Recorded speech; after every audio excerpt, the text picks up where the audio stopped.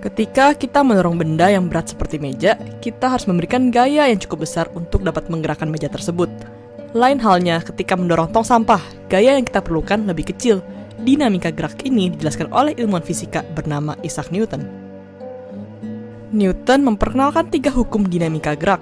Hukum pertama mengenai kelembaman, hukum kedua mengenai hubungan gaya dengan massa dan percepatan benda, dan hukum ketiga menjelaskan tentang aksi reaksi.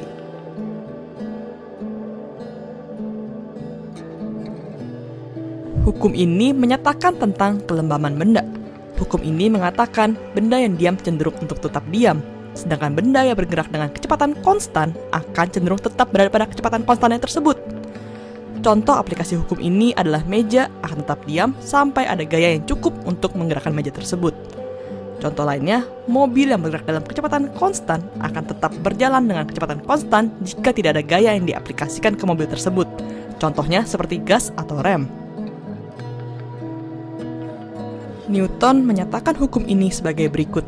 Setiap benda tetap dalam keadaan diam atau bergerak dengan kelajuan konstan pada garis lurus kecuali ada resultan gaya yang bekerja pada benda tersebut.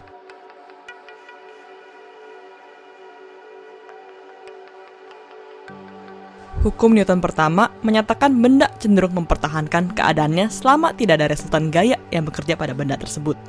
Apa yang terjadi ketika ada resultan gaya pada benda tersebut? Hasil eksperimen Newton menemukan bahwa benda tersebut akan mengalami perubahan percepatan. Ketika gaya yang bekerja searah dengan gerak benda, benda tersebut akan dipercepat. Dan ketika gaya ini berlawanan dengan arah gerak benda, benda tersebut akan diperlambat. Selain gaya mengubah percepatan benda, Newton juga menemukan hubungan antara gaya dengan massa suatu benda. Massa adalah ukuran kelembaban suatu benda. Hal ini disebabkan oleh semakin besar massa sebuah benda, semakin besar gaya yang diperlukan untuk menggerakkan benda tersebut. Contohnya, kita memerlukan tenaga yang lebih besar untuk mendorong mobil daripada motor. Hubungan antara gaya dengan massa dan percepatan bisa dituliskan sigma F sama dengan ma. Intinya, semakin besar gaya yang diberikan, semakin besar perubahan percepatannya. Arah percepatan searah dengan arah resultan gaya.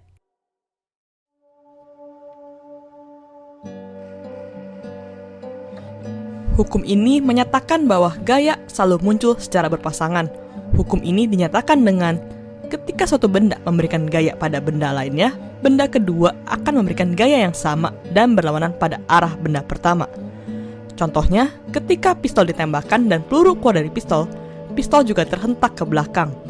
Contoh lainnya, saat kita berdiri di lantai, kita memberikan gaya pada lantai dan lantai juga memberikan gaya kepada kita.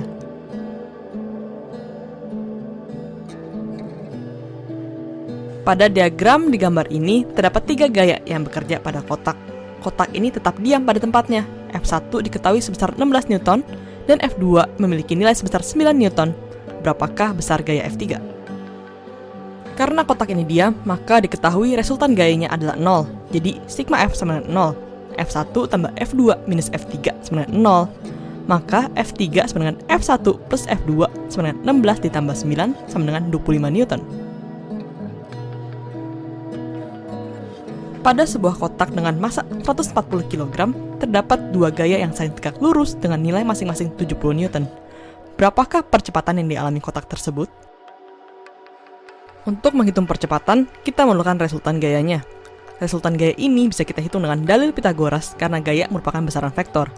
Jadi, sigma F sama dengan akar dari F1 kuadrat ditambah F2 kuadrat sama dengan 70 kuadrat tambah 70 kuadrat sama dengan 70 akar 2 Newton. Massa kotak tersebut diketahui 140 kg, maka percepatannya dengan menggunakan rumus sigma F sama dengan ma, maka A sama dengan sigma F per M sama dengan 70 akar 2 dibagi 140 sama dengan akar 2 bagi 2 meter per second kuadrat. Ada pertanyaan? Langsung email aja ke smarterindo@yahoo.com atau bisa ke Facebook atau ASFM.